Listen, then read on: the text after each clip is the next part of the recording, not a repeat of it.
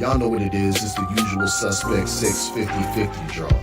Buy your tickets now for your chance at winning half the pot. Cash App, $, usual 50-50. Tickets are on sale for $10 for one, $20 for 3 tickets, and $50 for 10 tickets. Put your desired amount, name or alias, as well as your email address, and your tickets will be set. We announce the winning ticket numbers every other Friday on Supreme Beats Boxing Talk Bullshit on the Beltway, 8:30 p.m. Eastern Time. Remaining proceeds will go directly to the LDBC meet and greet in Las Vegas. Shout out to the LDBC, and remember, it's a usual suspect day. Y'all know what it is. It's the Find the Boxer game. Purchase a box for a chance at winning $500. One of 54 boxes has a missing boxer inside. Purchase your box or boxes by Cash Apping, $, usual 50-50. Include your box number, name, and email address. Your box number will be confirmed and sent directly to your email. Each box is $20, with a 1 in 54 chance of winning. Remaining proceeds will go directly to the LDBC meet and greet in Las Vegas. Shout out to the LDBC, and remember, it's a usual suspect day.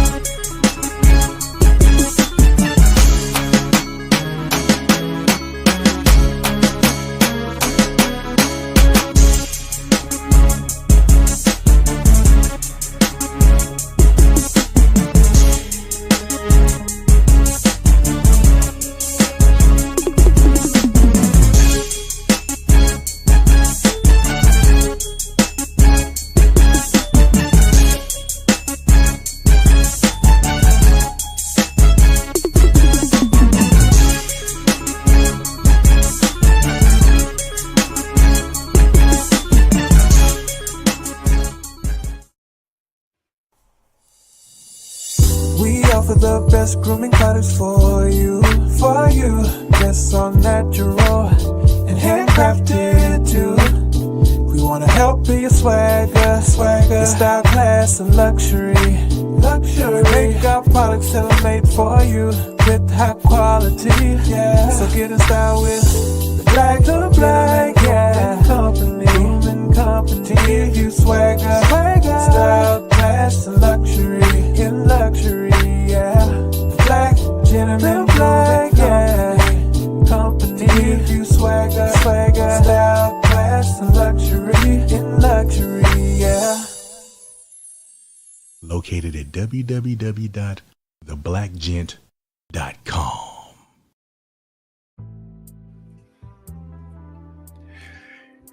Yo. What's good? It's Stormybman, and I am back. Welcoming you to Nerds on Culture with Stormybman for this Monday, August 4th, 2025. This is number 130 in the series of Nerds, and we're calling this one Easter Suits, Attire, and School Photo Day. Yeah! You know, we gotta harken back to the times that were most fun in our lives when we just didn't care about anything but the next day to hang out with our friends, talk about them, have them talk about you, talk about somebody else, and just kind of lay it out there that the world is just one big old oyster ready for us to go and find the pearls. So we're going to talk about that a little bit this evening. We might even get a couple of shows out of this particular subject because there's so much to reminisce upon and go back, because some of y'all are so adult that you don't even want to pretend like you had a childhood, like you was grown all your life, and you know you wasn't. You know, some of y'all was buck tooth, snagger tooth, nappy head, ashy elbows and everything, ashy lips, all of that. And it showed up in them class photo day photo shoots, didn't it? So we're going to talk about all of that this evening, man. Welcome, everybody. Please smash the like button as you come into the building, as I also welcome my brother and partner in crime. We got Drew Titan in the building with us this evening. He's still on the road, y'all. So big up. And what's going on, Drew? How you doing, man? Oh, man, this is great, man. I'm having a great time. Relaxing, getting my bearings about me, you know. Dealing with family, but, you know, there's always light at the end of the tunnel.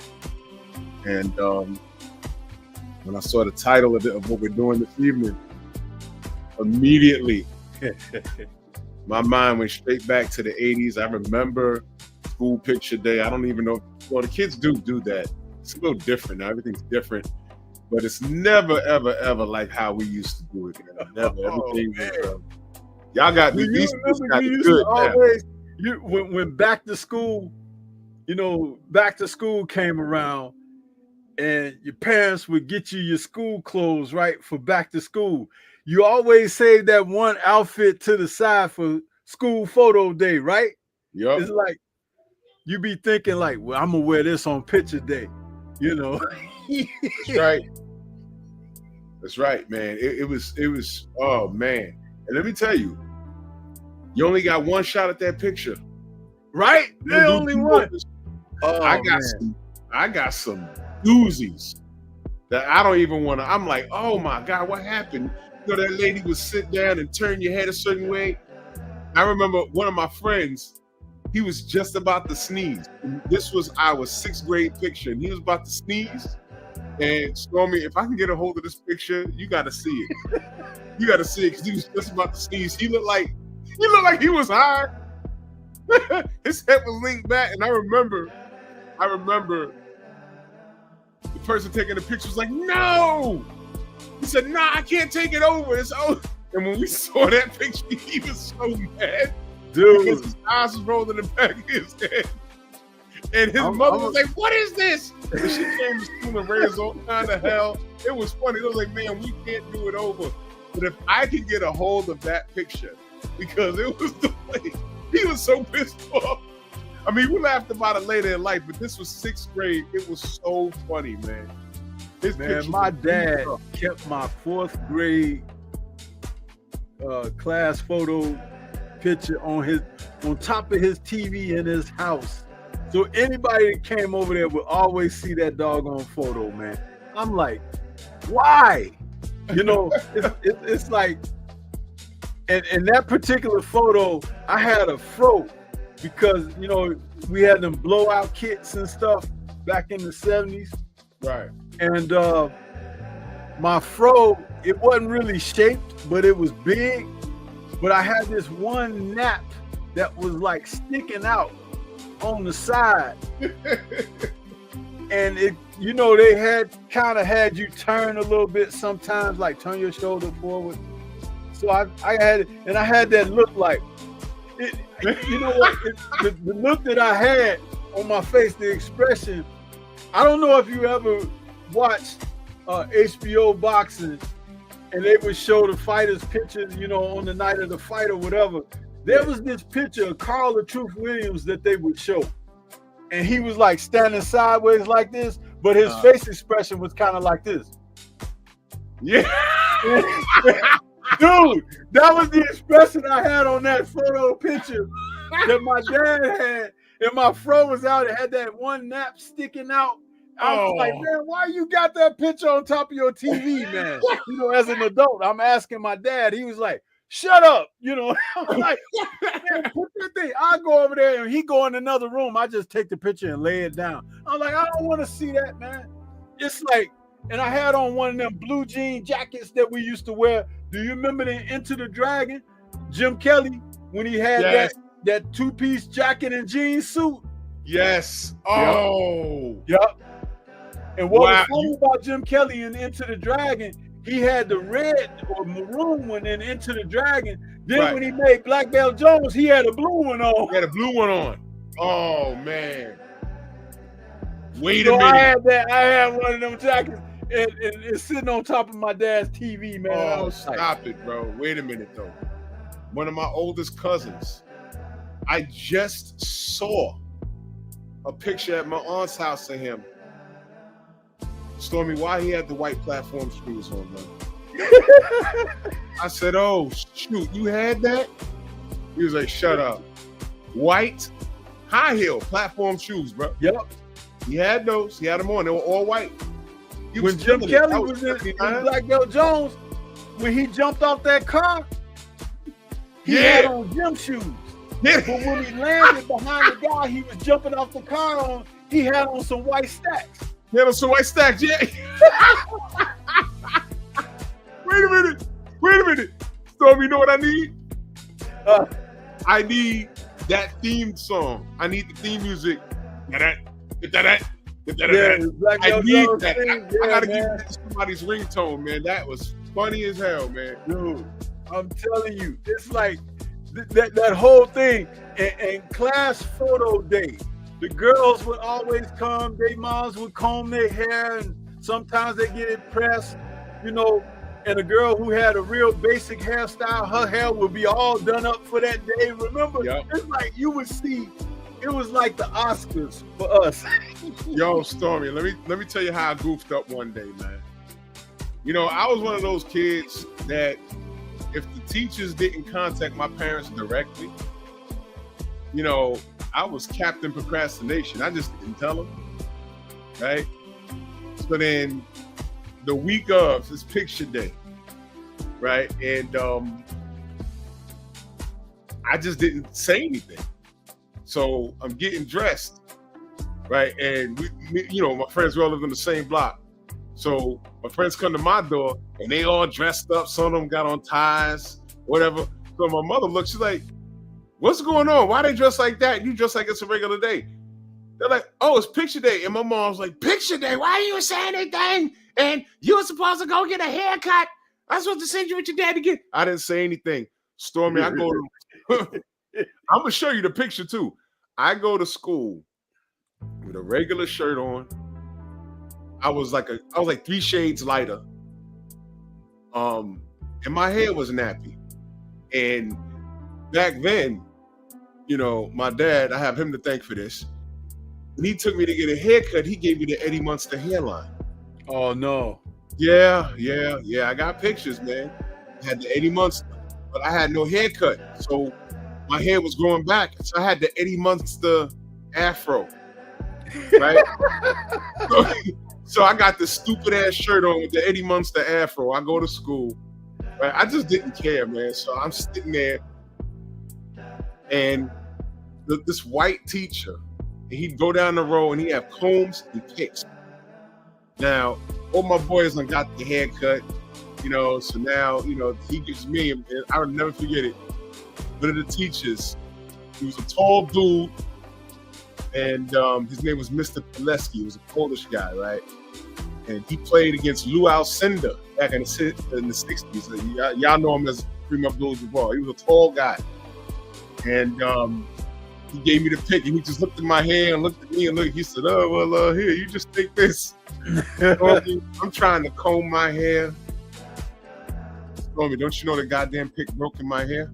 Oh no! It was bad, man. It was so bad. And I took that damn picture. That was my, I want to say that was my 5th grade picture, because the 6th grade picture, that was when my boy, you know, was about to sneeze. So I think that was the year before that.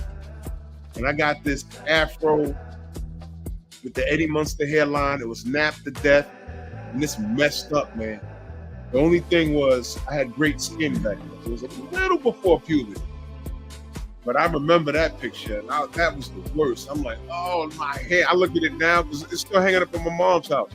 I'm like, yo, my hair. She's like, you never forget, that was your fault. You didn't say it. They always want to keep those pictures around too, don't they? Yo, jacked up pictures, man.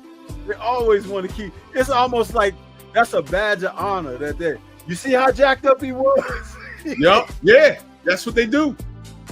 See how messed up they was? You see that era for those school pics. It was like in the 70s. I guess you could say like, okay, in the 50s, people was wearing like shirts and slacks and shoes or whatever. In the 60s, they were wearing more tailored, cut to fit clothing and like more tighter, and floods was in back in the 60s. Like if you wore a pair of socks, it was okay if they came up over your ankles or something. Slacks, you know, they come up over your ankles. And I never understood that. But what happened in the 70s, man, because you know in the late 60s they had the you know, the smoke outs and all of that stuff. You know, and I guess love children born out of that stuff. In the 70s, the clothes became more psychedelic. You had plaids and polka dots and stripes and stuff. People was wearing everything all at once. And it was like, you could have a plaid shirt on and some striped pants. You know what I mean? It's like, it was crazy. You could have a brown jacket and a green tie, and it was like, for some reason in the 70s, it was just all over the place with fashion. And like, bell bottoms was in. They used to have those jeans with the buttons on the front instead of a zipper. You know. Oh man, yeah. We had buttons, you know, and you know, you zip your pants up, your pants is zipped up, but them buttons could come unfastened, you know, and you running around thinking you all cool and in the groove, and your pants is unbuttoned. You look like a doggone fool, you know. It was just crazy. I don't know if you've seen some of them pictures of Bruce Lee from the 70s over in Hong Kong, where he had on some jeans with the different color pockets on the front and stuff. It's like, oh man, you didn't know whether he was that was the fashion back then, man. You didn't know whether he was light skinned black or part of the Partridge family.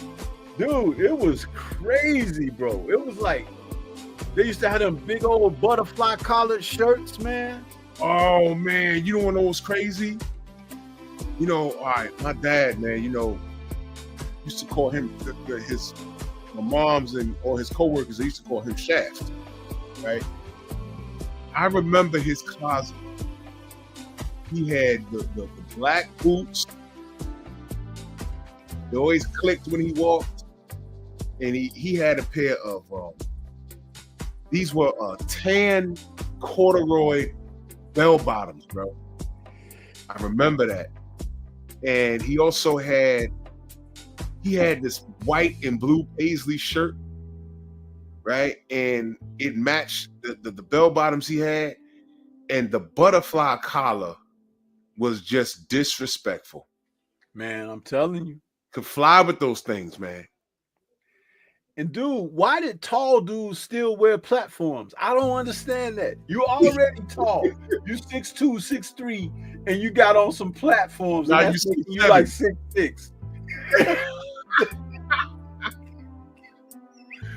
Oh my God. This is crazy, man. It's just crazy. But hey, let me tell y'all about this one class photo shoot day that I had. It was the most horrible in history. Okay, you talked about your hair breaking that comb and everything. This one tops that right there. It had to be 6th grade. I had known that photo day was coming, so I had asked my moms to braid my hair, so my hair would be out like a fro, because I had that snapback hair, Anyway, she's like, okay, so braid it on like Friday night, take it down Sunday or whatever, and pick it out. I go to school, and I was ready. Had my fro. I was ready to take the picture, man. The damn picture man was late. Oh no. Now, oh yeah, it gets worse. So my class that I was in, we would have been one of the first classes to take the pictures. So it's like it would have been in the morning. They start taking pictures like around 9 a.m. Well, the dude was late, and we had recess at like 10:15 or something like that. So I went out for recess, and we used to like to hoop. Now I'm out there for recess, and I'm hooping, right? And it was I think it was springtime or whatever, because it was warm outside. So I was sweating, right? Now, for those of y'all that don't know,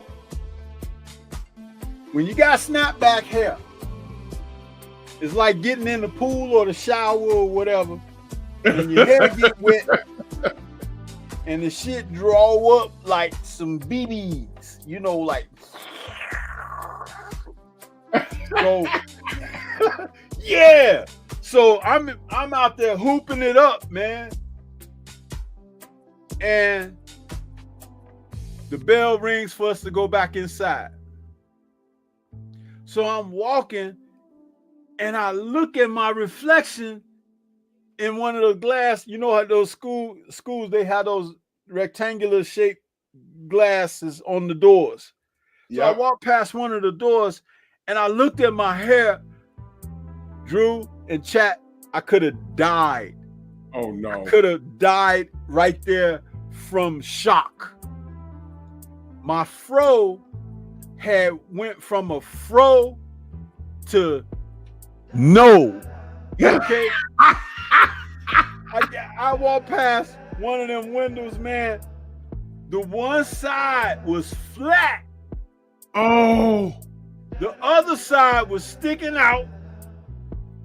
The top was still kind of, because my hair was thicker on the top. So I had like a bush on the top, but the other side was kind of like sticking out, but one side was flat. How do you fix that? What? How do you fix that? I was jacked up.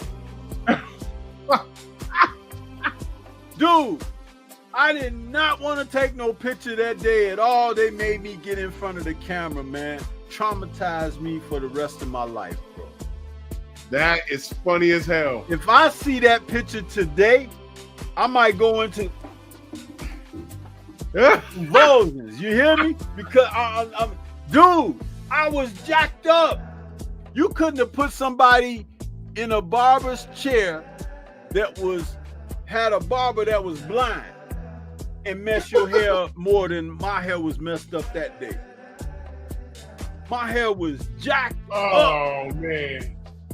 I was like, why? You know, dude, it was like, and you know my boys on the basketball court and they didn't say nothing. They didn't say nothing. Yeah. I know you want to kick their ass. When we got back inside, all you heard was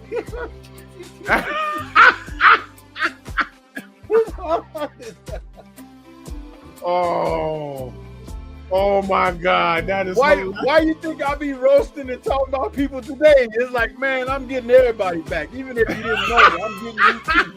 You know what I'm saying? Oh man. But it's like, dude, my hair was jacked up, bro. I'm telling you. Listen, that was like one of the most mortifying. I could not believe it, man. And I ain't ashamed to tell the story because that was one of those situations like, man, you know, I lived through that. Oh, man. I was embarrassed as hell, bro. Man. And ain't no girls gonna talk to you or nothing like that, looking like that, man. Oh, my God. That's funny as hell. It's like, how does one side go flat, though? I mean, sweat. How'd that happen? Would you laying on the side? How'd that happen?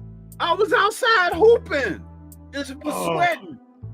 And it just drew in on one side and the back. But one other side was sticking out and the top was kind of matted because that's where it was thick at. So, you know how you have grades of hair on your scalp, you know, the top sometimes for some people can be really, that's your thickest portion of hair. For me at that time when I had hair, that's where it was thickest. Man, that was jacked up. One side is flat like I had slept on it or something. Oh my God, those mother effers, man. But I'm gonna tell you, when Jerry curls and stuff came out, I never got one. I never had the Jerry curl, never had no process or nothing like. I never did. I was like, no, I ain't do. Forget that. I was all natural the rest of the way. I wore a short little cut or whatever. After that, no more to get the blowout and trying to. That's why I always admire like the Jacksons and Jim Kelly and people like that had them pretty cool looking fros.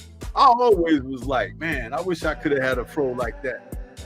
But I'm a victim of that snapback hair, man. When you got snapback hair, you can't do a lot of stuff, man. That's a true story.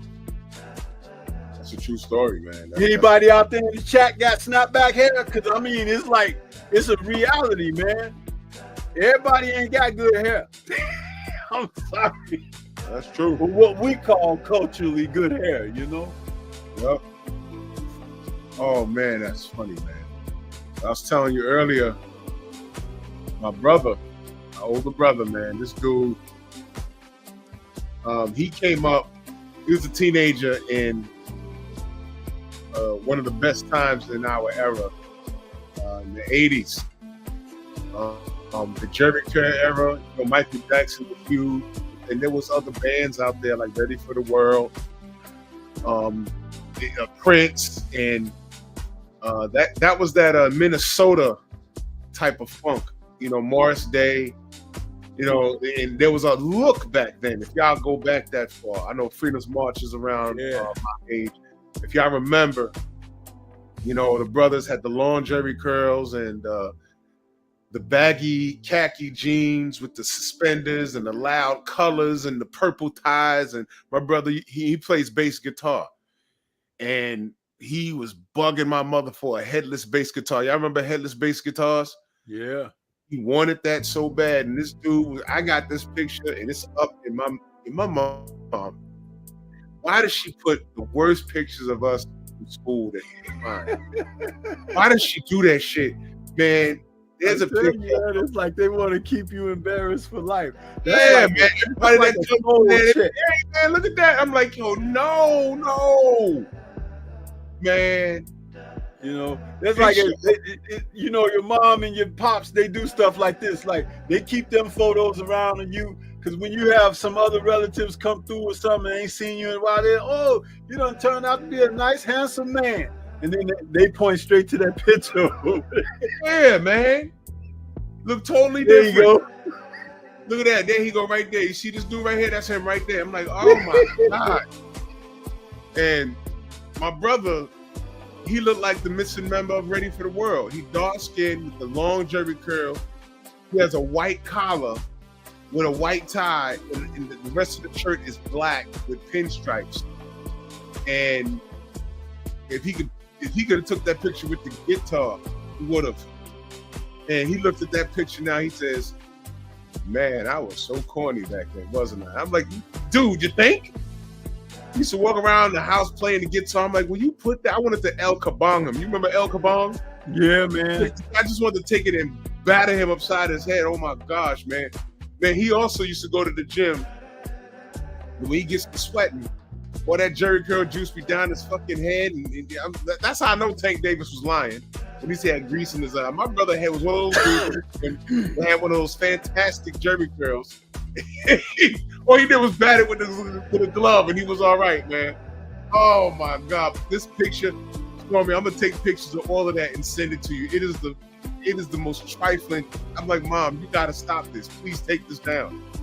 Hey, was this a thing out there in New York? I know in like my freshman and sophomore year of high school, the so-called preppy look came in, you know, and maybe because I might be closer to the age of your brother, you know, because your brother's a few years older than you, but the preppy look came in where people was wearing the Izod jackets and the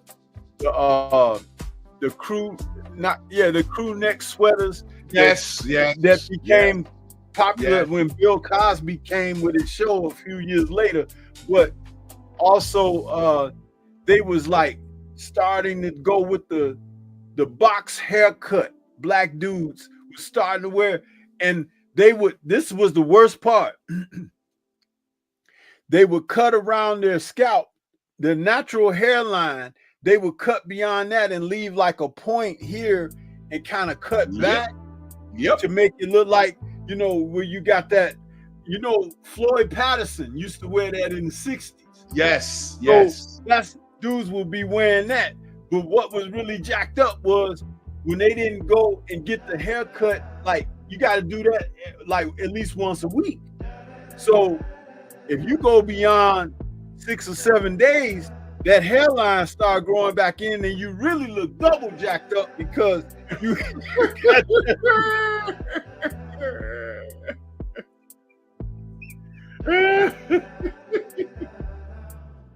Man, these dudes used to walk around members only jackets and stuff, Izod with them preppy haircuts, penny loafers on, and it's like, you know, deck shoes and stuff. And they look stupid, man. Trying to look like Ivy League white dudes, you know. It Oh man. Dude, it was crazy, bro. Man, listen. I remember that stuff, man. I remember that stuff. You know, yo, check this out. My brother had a pair of shades that looked like Cyclops glasses. They were like one line across his eye. You remember a group called Devo? Yeah. Man, he had glasses like that. Yeah, because wasn't Devo, did they make that Crack That Whip? Yeah, correct that whip. Yeah, that was them. Whip it in the shade. Move forward. Yep, he had a pair of those glasses, a thin line across his eyes. Oh my Lord, bro. My brother, but you know what though? He was in style back then. He was the cool one. He was in style. He had a bass guitar. He had those baggy shirts with he had the acid wash, the jeans that hugged the waist and the hips, but got baggy by the thighs, but then they got tight by the ankles. Yeah. Yeah, he had that. He dressed like that. He had suspenders that you never put over your shoulders. You wore them around your like your hips. You didn't pull them up all the time. That's how the kids wore him back then, man. He was cool. But damn, you you look look at have that. them shirts. This was the shirts with the tie that came in the same pack, and it had that little bar that go across the top. Yes. Fasten the tie down and everything. And Yes. the shirt collar down. Remember those? Yes. People used to buy them, like have several different color shirts and the tie that go with it and everything. Yes. And wearing them same pants that you was just talking about. I remember. Lord have mercy. Oh, the 80s, man. We're talking that. Damn, that was about 86? Yeah. 86? Yeah, 80, 85, 86. Yeah, my brother was like 15, 16. Yeah. And then when that preppy look came for the black community, man, oh my goodness. It was dudes that you couldn't tell them that they weren't sharp, bro, and they looked like some fools. We used to actually call that a nerd look back then, you know, because it was like black people didn't really dress like that, but they did when that look came out, because I guess it could be in GQ magazine or something back then, but it wasn't. We had our own style and flavor. Yeah. But when you see the white dudes, like they'll be standing with like a blue shirt and some beige pants with deck shoes or penny loafers. Remember that? And then oh yes, absolutely. Don't forget this part, Drew. And they take the damn sweater and tie it around their shoulder. You know, like take the sleeves of the sweater and tie it so it's draped over your. So it's draped. Yep. Oh man, those are days. Like today, you'd be like, man, dude looks soft as hell, you know. But it's like that was the real fashion back then, you know. Oh man, I remember that, man. Holy cow! You remember when the Arsenio Hall show was on, and you know he and Eddie Murphy was real good friends. So Eddie got real famous. You know, he had made a few movies and everything. And he guested on Arsenio Shaw a few times because they're good friends. He just popped up on the show. He popped up on there one day, and Eddie had a Jerry curl. He had a damn, like it was like a box cut with a little bit of a curl hanging in the front like this and everything. I was like, oh no, they got Eddie too. It's like, oh man, you know why he did that episode? Because he you know, came I'm gonna tell you why he there. did that. And when he was talking, he called his uncle out. His uncle was in the audience. And he was like, yeah, Uncle Ray or something. He's like, he called him up on stage. And so his uncle and him and Arsenio was on stage yapping it up. And I was like, Eddie got a Jerry curl. Because Eddie Murphy didn't have a Jerry curl at first. I know exactly why that happened. For a long time, or for a short time. Do you remember okay, of course, you remember the movie 48 Hours. Right. Okay. There was the guys that did the music for that movie. The Boys Are Back in Town. That was a group called the Bus Boys. Right. And they all dressed like that. So Eddie started dressing like them. So that night he showed up to Arsenio. He threw that crap in his hair. I remember that, bro. That was funny as hell. Yup. Man. Oh man, that's just, you know, see, those are dated chapters in our lives, but it's like, man, when you look back on it, it's so funny, man. But you know who I give props to? Who didn't fall into that? Muhammad Ali. He never fell into that mess. He was the same dude all through the years. Man, Ali actually was a trendsetter, man. But you know who really like dug our style of fashion? It was Bruce Lee. Bruce had swag, man. Yeah. Bruce had swag. He had some, like, shortly before he passed away, he had some real trippy outfits himself, man. He was wearing some stuff like these green striped jackets and stuff with some maroon pants and stuff. I was like, that dude was a fashionista himself. Yeah, like, and always had on stacks. Bruce wore stacks all the time. I think he was conscious of his height, you know, because he was a short dude, 5'7", you know, but he was always in some stacks. And according to one of the martial art guys, he's still out there, who was in Hong Kong at the time that Bruce was, he was actually in a meeting with Warner Brothers representatives in Hong Kong. They were talking about Enter the Dragon, making Enter the Dragon. And this martial artist was standing outside of the place where they had met. It was like a restaurant or something. He was standing out talking with some people. And then he said he saw all of a sudden these business executives like running down the stairs to get into some cars. And then he said he smelled this real loud cologne. It was like, what the hell? He smelled the cologne before he saw the person. And when he finally saw the person, it was Bruce Lee. Bruce Lee came down. He said he had on this strong cologne, and he was like, Mr. Lee. And Bruce walked over to him and said, what business you represent? And he's like, no, I'm just here. You know, I just wanted to say I like what you're doing with the martial art movies and stuff like that. He was like, yeah, that's what I'm doing right now. He's like, I'm meeting with these executives. We talking about making some quality films here and everything. So we hope to be bringing some better stuff, you know. And that was at the height of his fame, you know. He stopped to talk to this guy, and the guy was real young back then. I think he was like in his late teens, early 20s. And Bruce was 32, you know. And he was the biggest star in Hong Kong, and he had not yet made Enter the Dragon, but he was talking with the people. And the guy stopped him on the stairs. It's actually in a documentary called Curse of the Dragon, where this guy, he's a martial artist. He had real long hair in the interview he was doing in Curse of the Dragon doc. But he was saying that, yeah, he came down. He said he had on these platform shoes. he was a little dude, you know. But isn't that amazing? You can see somebody, you see him on screen, they like bigger than life. But when you meet him in person, it's just a little bitty dude. That's just like Robert Downey Jr. He's a little dude, you know. He's like 5'7" or 5'8". He's not really big at all. Right. Oh man. Sitting here thinking, from 80, I didn't get cool until I got into high school.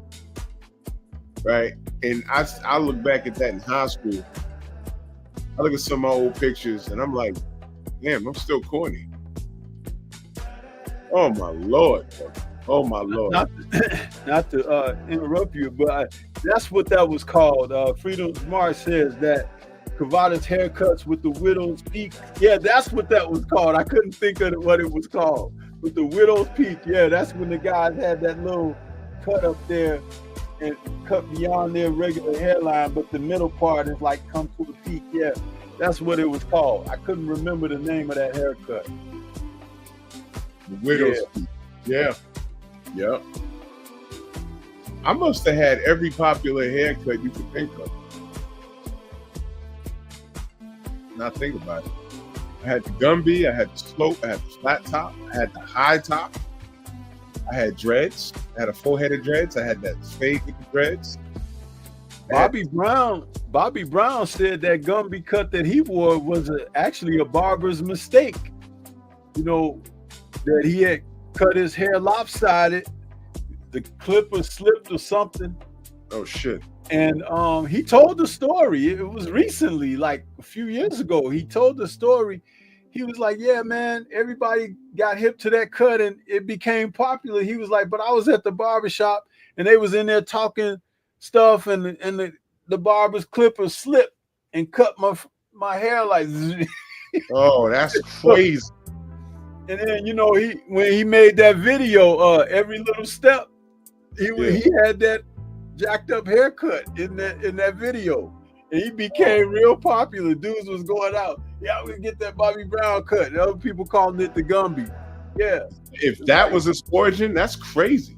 Yeah. But we rocked that, man. We rocked that. And you know what's crazy? You can Google that on YouTube with Bobby Brown talking about how he got the Gumby haircut. I was like, man, the first person to rock the flat top, my dad was calling it the Frankenstein. The first guy to rock the flat top was what's homie's name from Cameo? Blackman. Roger Blackman or something like that. Something like that. Blackman, yeah. Larry Blackman, I think. Larry Blackman. Larry Blackman, that's his name. And Yeah. he was the first person we saw it. It looked weird, but after a while, it got cool. And you remember when they was doing, because Cameo was real hot for a couple of years. Remember that? And he was doing them videos, and he was wearing that damn cup. Remember that shit? Yeah, I do remember that. And he put Bobby Brown in that goddamn thing. He did that Girl Next Door video, man. He was walking around wearing that red cup, and I'm like, what is he doing? You know what I'm saying? What the hell is he doing? But Cameo, man, they got a catalog, man. But the first niggas wearing a red cup, man. they That shit bring was out funny to songs. me. I was like, look at this. He don't even play football or nothing, but he got on this red cup. But he, when I first saw Larry Blackman rock the high top fade, it was in that the video. What was that song? She's strange, and I like it. Yeah, that. And I was like, Hey, what's do you remember how that video starts off? Because me and my boy, we used to laugh our asses off because, you know, those dudes wasn't no actors, right? No, They not at all. shooting videos. When that video starts off, dude is standing up there and the music is playing, but when he goes into his part where he's singing his part, he just all of a sudden, like, he go from being like this, and then he's like, I like the way she walked. I like the way she walked. When you go back and watch it, and you can catch that. We used to laugh. Yeah. Man, and it was filmed like in a Western type of thing. That was a theme. That was crazy. She's strange, Out of the blue. He and was- I like that. She's strange. Oh man. Yeah. But he rocked the Cameo. We was calling it the Cameo for a long time. And I remember my boy Martin. Another idea for a show. Oh yeah. My buddy Martin. The music video age. When music video. Oh man, that's gonna be great. Yeah. Man, we my buddy Martin, he was light skinned, and you know, his hair grew like Kid from Kid and Play when he had the high top fade. My buddy Martin, and you know, we laugh because you know we all still live around the same area, right? And now nobody got no goddamn hairlines. It's like, man, I was like, damn, we knocking on 50. We was just laughing. We was like, Martin got dreads, but you know, hairline gone. You know what I'm saying? But man, I remember that, man. I remember I must have had every relevant hairstyle coming up in the 90s. You know, man. Damn, those were good old days. Yes, Freedom's March. What you know about video jukebox? Oh man, out here. We're gonna say that for the show because there's a lot that goes into that we'll end up derailing this show talking about that. But yeah, Freedom's March, we're gonna hit that subject hard. Definitely. Maybe even next week, we do it next week. Oh man, because listen, let me tell you, what y'all might not know is that rap music wasn't played on daytime radio when it got popular. It really wasn't. It really wasn't. It really, really wasn't. I had to wait till the weekends to listen to it. The only rap songs that they would play during the day was the $1 Million Rappers. And the first $1 Million Rappers was who? Run DMC. Yeah. When they played them during the daytime, it was like a treat. So they had to wait. Out here in New York, we had Kiss FM and BLS. BLS, Marley Marl was DJing on Kiss FM. It was DJ Red Alert. And they would go head to head. And you have to get your little radio with your cassette tape and record your favorite song off of the radio, man. Y'all don't know what it is. See, y'all have all this internet stuff, man. Easy for y'all. Wasn't easy for us back then. Oh man. Man, Yo. Mike Tyson used to come out to the ring wearing no shirt, just his trunks, his gloves, and his little black shoes. And he wouldn't play no music for the longest when he would come out there. Then he started playing music when he come out.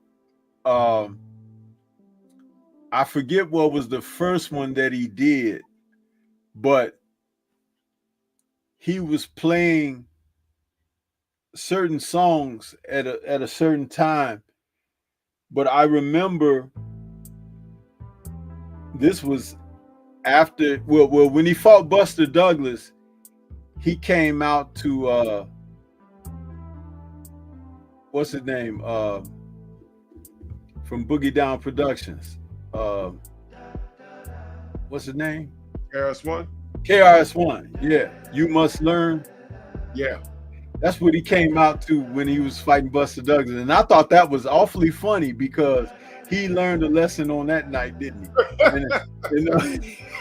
And he had something in his hair that night. Mike's hair was not the usual Mike haircut. He had a little something going on because it was a little curly and everything with a nice little part, you know. But yeah. Yeah, he sure did. And my man Evander Holyfield, he used to always find some good songs to come out to. Like he came out to when he was fighting George Foreman, he was playing CNC Music Factory. Sweat. Yeah, I remember that. He came out to that. And then he came out to MC Hammer when he fought who was that he fought? Might have been Larry Holmes. He fought Larry Holmes. He came out to MC Hammer. But, yeah, it was like he had these different, but it's funny that how our trends cross over into almost everything, you know. They crossed over. Yeah. But you know what you don't see? Remember the Ali Frazier fight, the first fight? They called it the super fight. And my man from out there where you at got caught up for showing up with a chinchilla coat. What's his name? One that Forrest Whitaker is playing in the show, huh? You said the chinchilla coat. Yeah, that's Frank Lucas. Frank Lucas, yeah. Yeah, but what I was saying is, what you don't see is you don't see people getting dressed up for fights like that no more. No, not at all.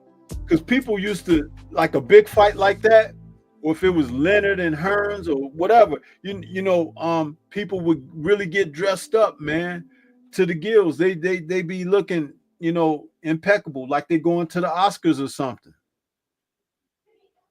Yeah, and they don't do that no more. No, and women of today are real sleazy with it because they go out with half their bodies hanging out, or more, three quarters of their body hanging out, showing everything they got. But if you look at the women like Diana Ross and all of them big time folks for that era, when they came, they were real classy looking, man. It's like they were going to a ball or something, you know, but they would come out to the fights dressed like that. I mean, there's no one cares anymore. You feel me? Yeah. No one cares anymore, man. I remember seeing. You know what? Stormy, I was just talking to my dad about it, like just yesterday. Of course, I wasn't born, but Ali Frazier won in New York, and my dad said it was a fashion show. going to that fight. It was a fashion show. I saw pictures of Walt Clyde Frazier going up there with he had the biggest hat in the world, and he was dipped to death. He showed up with this woman. I mean, it was a who's who. Old Blue Eyes. The reason he was there, but he was a photographer. He was a photographer. What's his name from the Rat Pack? Frank Sinatra. Yeah. He was there. I was like, oh man, what's going on? Man, it was like a who's who. You know, today people just don't care. No one cares. Yeah. And back to, you know, like the title of the show. How about Easter suits, man? Lord have mercy. Dude. I gotta send you a picture. Me and my brother on Easter. You want to talk about the men in black? Me and him was the men in brown. Stormy, we had on brown leather jacket, right? Matching leather jackets. He was a little bigger than me back then. Brown leather jackets, white shirt, brown tie, brown pants with brown shoes with afros. And that was I forgot what year that was, but that was the Easter Sunday. And of course, that damn picture is in my mother's crib where everyone can fucking see it. And it's annoying as hell, man. Annoying. Yeah, man. I can remember a few of my Easter outfits. I was not proud of any of them, man. Everything I had for Easter, I did not want it. But my moms and my pops was like, you wearing it. I was like, man. I used to have these thick ties that they put that tie, the knot on the tie was about that wide, like the kind that Sean Porter wear now. It's that big ass knot on the tie. I'm like, man, lime green shirts and stuff. I'm like, man.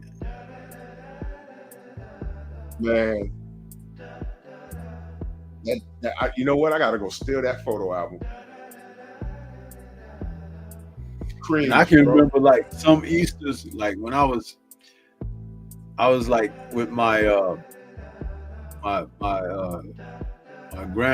grandpops, his church, and back then I was young. I was probably about 6 or 7.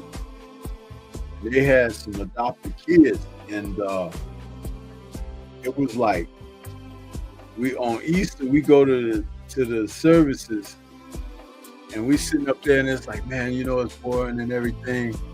But somebody was always cutting up doing stuff. And like one of the guys would go to sleep in the church and you put like a cup of warm water over his hand, his fingers or something.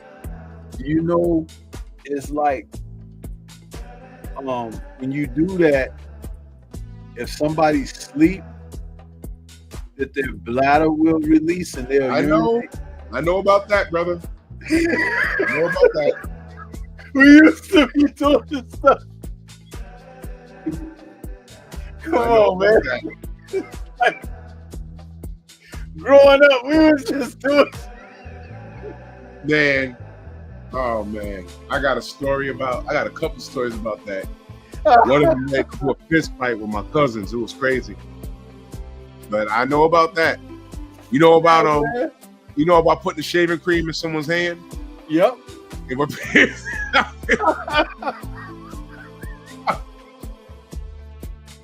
Got my brother like that, but you know he kept wiping his face with the wrong hand at first. So we put it in both his hands. It was so crazy for us. Like I was in this summer program called Upward Bound when I was in high school. As a freshman, and going from 8th grade to freshman year and freshman sophomore, and they had it at all the universities here in Chicago, and you go like 6 weeks out of the summer over, you know, and you come home on the weekends, you go back on Sunday night, come home on Friday, and we stayed at the dorms at the universities, and so we are in dorm rooms and stuff. It's like college lifestyle in high school. You learning stuff, and man, they had these little restrooms. Like on the floor where the dorm is, you got showers in there and you got the stalls. And sometimes if somebody was in the stall and you didn't know somebody was on the floor, man, they come and get you and they take one of them wastebasket containers and they fill it up with water, right? And they say, you know, we were, I guess you call it orientation, because there's like kids who have been there for a couple of years already, right? So it's like you the new meat coming in.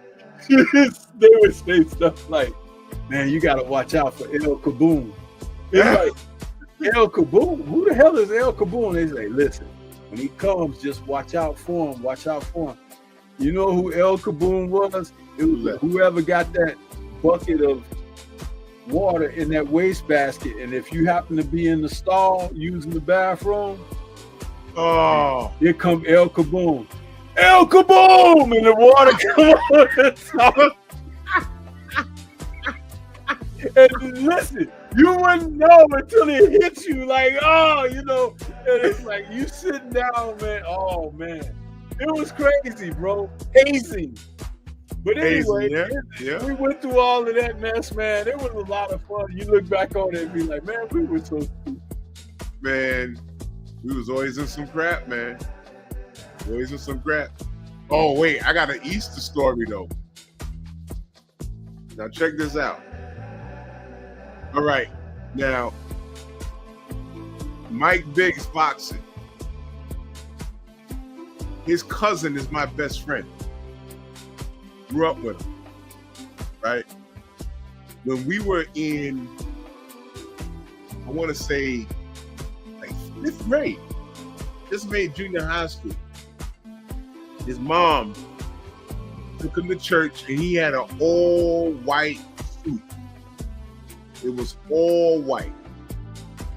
Now, where we lived, the drainage was really bad at one of the sewers, and every time it rained, there'd be like a big old like puddle back there. And it was fascinating because it looked like a pond. And every time it rained, the next day, all the kids would go out there, we'd be skipping rocks on it, whatever. It just looked cool to look at. It looked like a pond. It looked like it belonged there. But then when the drainage would get correct, it would just drain out, right? So we were out there goofing around, and his mom, like, they went to church, and then she went upstairs. She said, "Don't be out here long. Come upstairs and don't dirty that suit." Now, Stormy, I just told you he had an all-white suit on, right? And now, all-white suit, and we're by a body of water that's not supposed to be there. And it's a recipe for disaster. We're like 12, no, not even 12. We're like 10. Stormy, I don't know why we was like running towards the water and running back from the water, running towards it, running back. This dude, he had on white shoes, but he didn't have rubber soles. He had the big soles, man. Stormy, he ran to the water and he went to cut. All I saw when I turned around was both his legs fly in the air.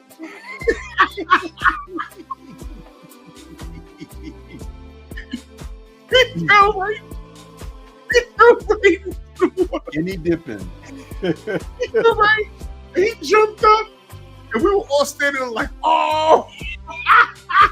We were like, oh. And he's like, and I think he had a bag with him.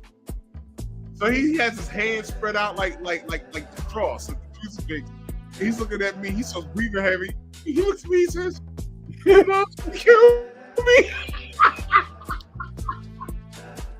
I'm like, "Oh no!" So then he goes, "Yo, could you come with me upstairs?" I said, "What do you want me to do? What am I supposed to do?" I said, "Man, I'm gonna catch a right hook too, because you know why?" She gonna say, "Yo, whatever he did, I know you was there, and y'all were probably responsible for him." I'm going upstairs with you. And he started crying, and he went upstairs. You should have saw how he walked into the building.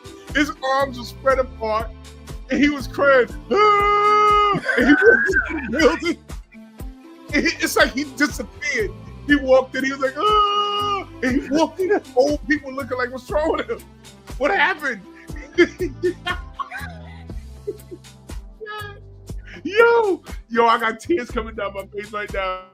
Oh man, if I called him up tonight and asked him, yo, you remember that? He'd be like, yo, man, nah, man, I got in trouble for months behind that.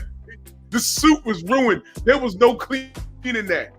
No, when he got him off the ground, it was just brown and oh, it was crazy. He cried all the way to the building. Oh my God, that was so funny. He said, my mom's gonna kill me. Yo, could you come upstairs? I said, come upstairs and do what? No. Oh, that was funny. Oh man, that's hilarious. It is like, it's those kind of things like you reflect back and you be like, man, life was great at that time. Yo, T Berry said you effed, buddy. I didn't do anything, bro. I was minding my business. Ain't no one told him. He should have. Yo, listen. All he had to do was go upstairs, change, and come back outside. He had to go by that water. Because we were all out there. We was like, yo, you know, whatever, you know. Yo, listen.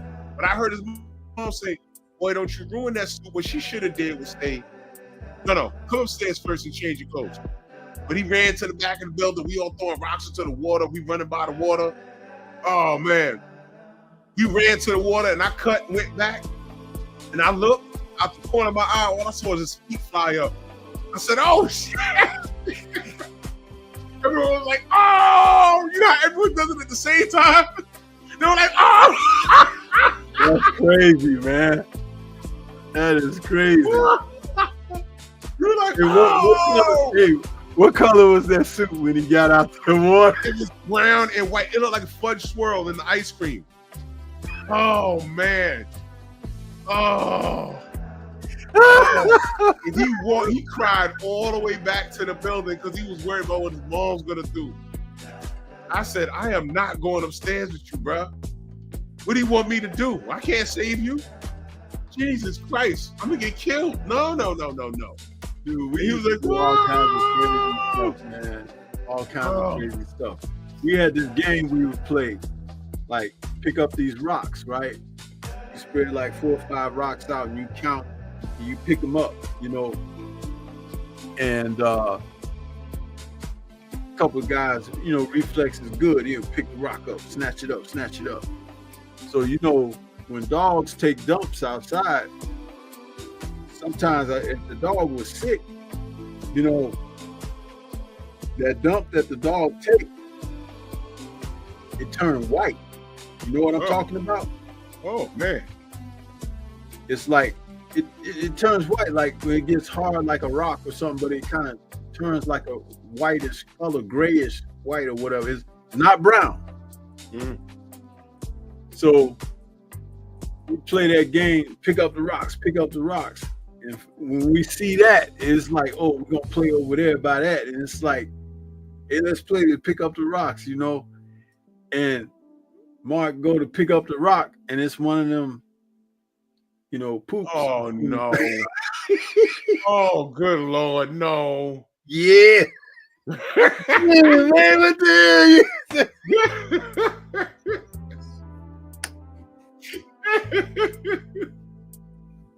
We used to do stuff like that, man. It's sick, man. It was just, it's just fun, man. We would think of this stupid stuff and just do it and just be having a time. Having a time. God. Lord have mercy, man. But you know that whole thing about when you come home, take off your school clothes, and put on your play clothes. Remember that? Man, yeah. I remember that. But you never did it until you get your butt whooped for having your damn school clothes. And you know what? To change your clothes, all it took was 2 seconds, man. I don't know why. But listen, you ever went outside with the school pants on and then you fell and got a hole in the pants or something? Mm. Bro, there is no worse ass whooping than disobeying your parent after they just told you not to do what you did. Oh my God, there is no worse ass whooping than that. You know, we could do a show on ass whoopings alone. Man, it's like, you know, it's so funny, but it's almost like Bill Cosby did a stand-up. I think it's called Bill Cosby Himself. Yeah, when he's sitting in that chair where he's got his brown suit on. Yes. Classic. That is so hilarious because he kind of talks about that when like the kids ain't happy until they get that whooping, right? He's like, they be pushing the envelope until you say, hey, you better knock it off, and they don't listen.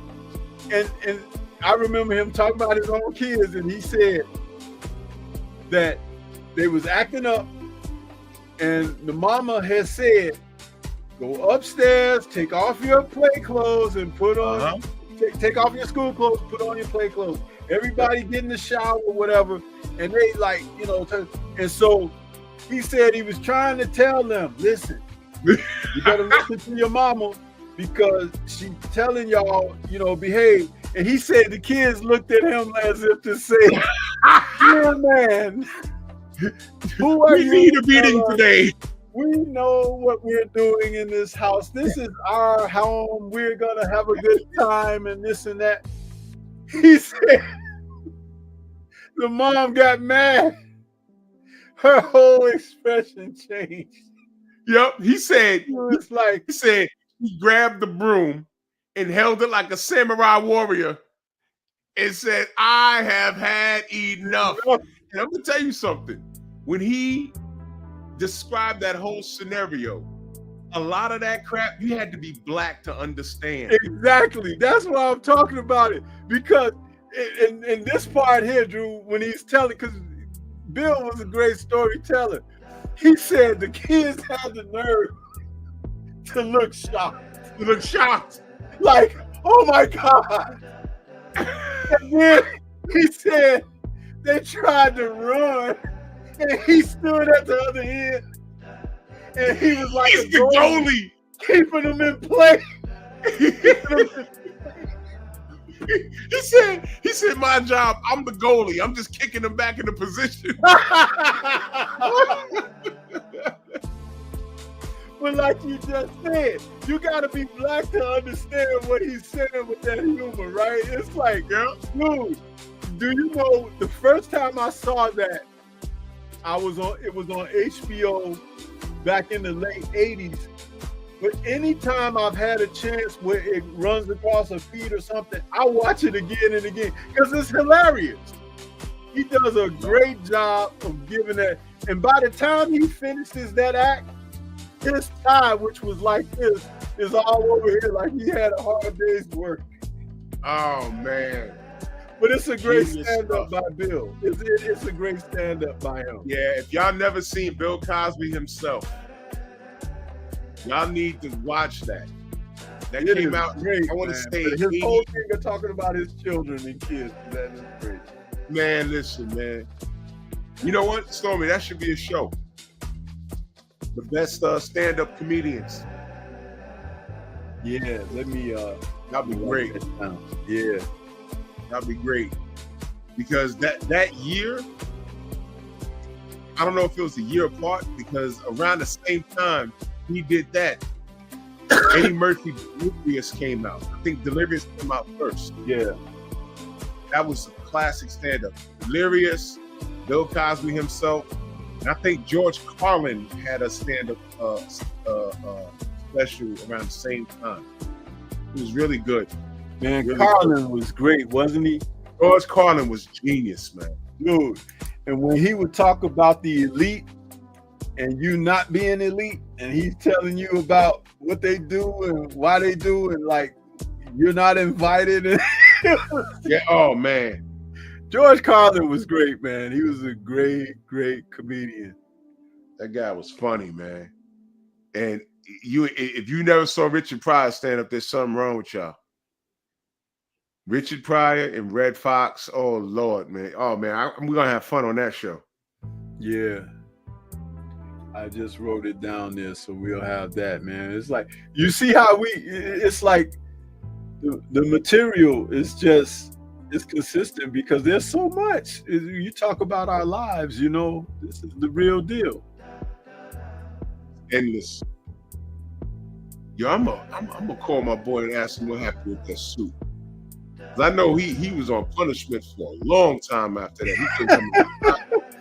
We was like, where he at? We was like, yo, we know what happened. We saw him at school. He was all pissed off. He was like, yeah, man, you know, that stupid suit. I didn't like it anyway. He was like, oh man, relax, bro. We go home after school, right? We go home, we do the homework.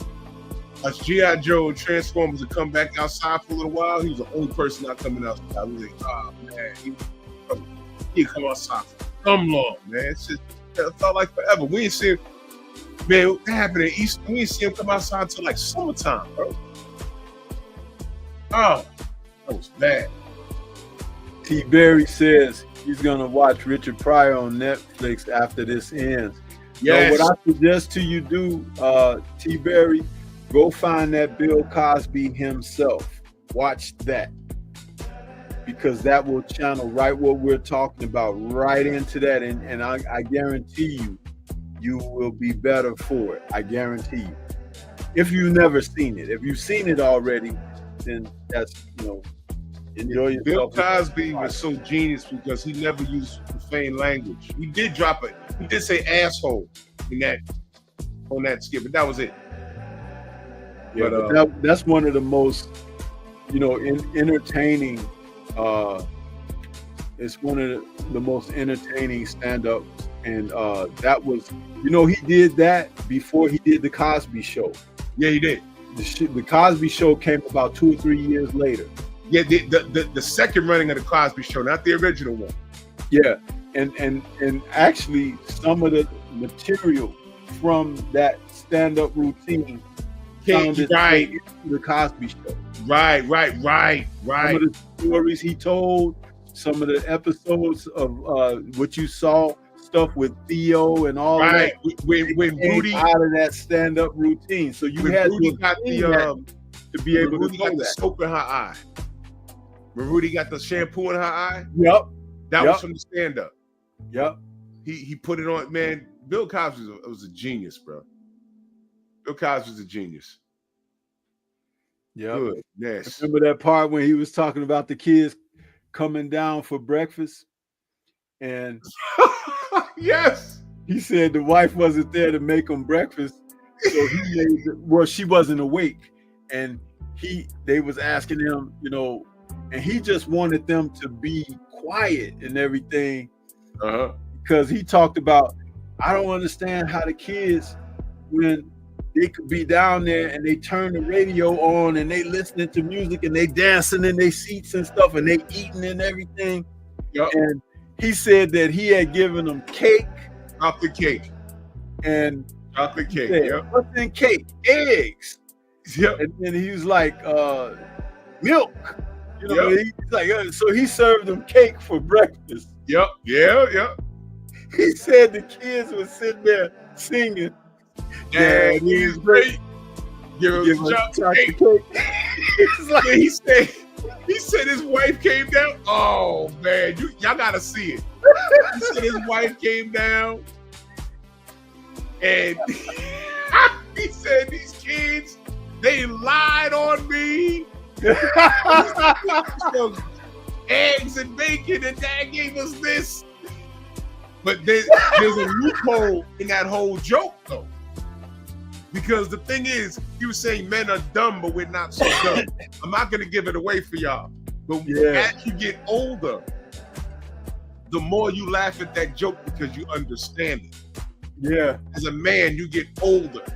Because what he did was he generated compliance. Because at the top of the joke, he didn't want to get out of bed anyway. Right. So when you, and you know what, man? It's like, again, to even harken back to that, it's a great thing to do to encourage people to go check him out, you know, because that's a part of our culture, man. It sure is. And he's talking about it. And he actually has a doctorate, you know, that Bill Cosby, the things that he said. Do you remember when he used to do those little episodic moments of talking about school and educational stuff? It would be like a little vignette he would do. This was way back during the time that the Fat Albert and the Cosby Kids was on, the cartoon. But he was doing these things, he'd be sitting there with books and stuff, and he's telling you. Do you remember those? Yes, absolutely.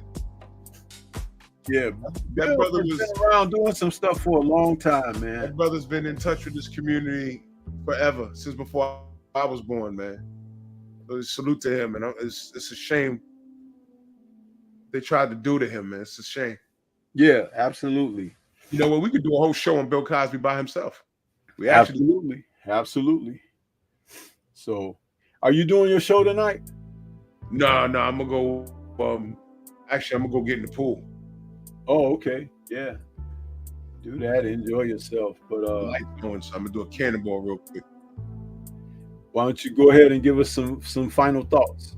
Man, slam dunk as usual, man. I love these nostalgic shows, man. As you can see, we can talk about anything because we've lived it. Life. Yeah. And it's also a cultural thing, you know. Black and brown people, you know, there's always some things. If I can say a year, you know, you always go back and like, oh man, I remember that. But they're you're a little older than me, a little younger than me. It's like, oh man, I remember that, you know. But this is what we do. This is why we do this show, man. I should be back in, you know, I'll be doing my show. I'll be traveling Thursday. More than likely, I'll be doing random lives over the whole weekend of the reunion and stuff. But I'll be back on regular time, probably what was that? Tuesday next week. Yeah, the next week after that. Yeah, next week. But as usual, man, great show, Stormy. Thanks for having me on, brother. Yeah, thanks for joining, man, and contributing.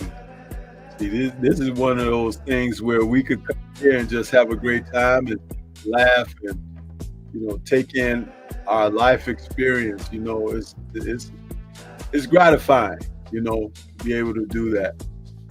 You know, sure is. And I'm glad for everybody that decided to come in and check us out and who stayed, who remained. Because there'll be people who come in, they take a peek and they keep it moving. But if you allow yourself to partake and to take it in, what will happen is you will find the reason why we do this, you know.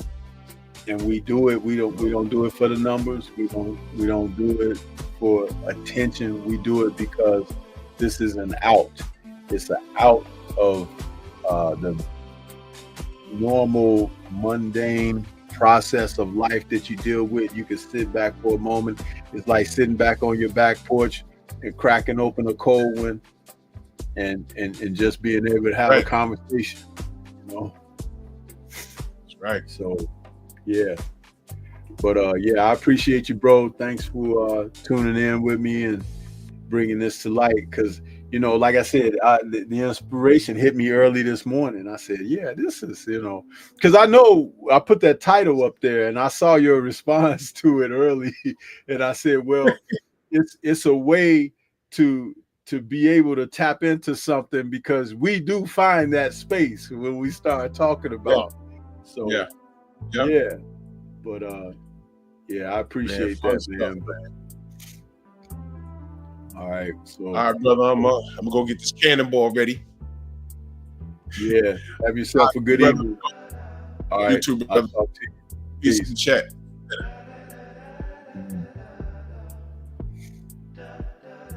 Yeah. So another great opportunity for us to come together for a nerd show, man. That's what it's all about. But right now we're gonna hear from my brother, the Focus Ball. Get ready to take your striking game to the next level with the Focus Ball. Dramatically improved footwork, timing, head movement, hand-eye coordination, reflex, and overall fight IQ. It's lightweight and extremely portable, so you can train every time, everywhere. When you don't have a coach to do mitt work, get a focus ball. When you don't have a heavy bag to hit, get a focus ball. When you don't have a sparring partner, get yourself a focus ball. And when you just want to have fun punching and kicking, get a focus ball. When you train with the focus ball, you train your eyes and your brain to read punches so that you can hit and not get hit, making this very simple device a must-have for all combat sports athletes and enthusiasts alike. So if you want to take your striking game to the next level, don't wait. Get the focus ball now.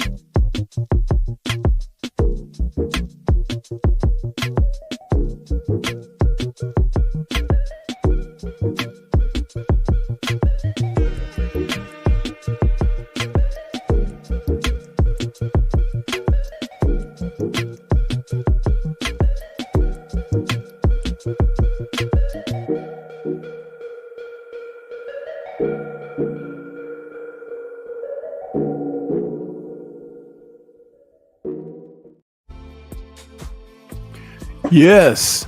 And so as we come to the end of another Nerds show, I want to thank everybody that tuned in and rocked with us, man. We do this for fun and be able to come here as nerds and let our hair down, so to speak, as we partake in the entire experience of our culture here in America and around the world. So with that being said, I want to say shout out to the mighty LDBC, and we hope to catch you guys again next week. And be safe, enjoy life, and don't forget to smile, don't forget to laugh, don't forget to love. Yeah. So with that being said, we're gonna be on up out of here. Peace, everybody.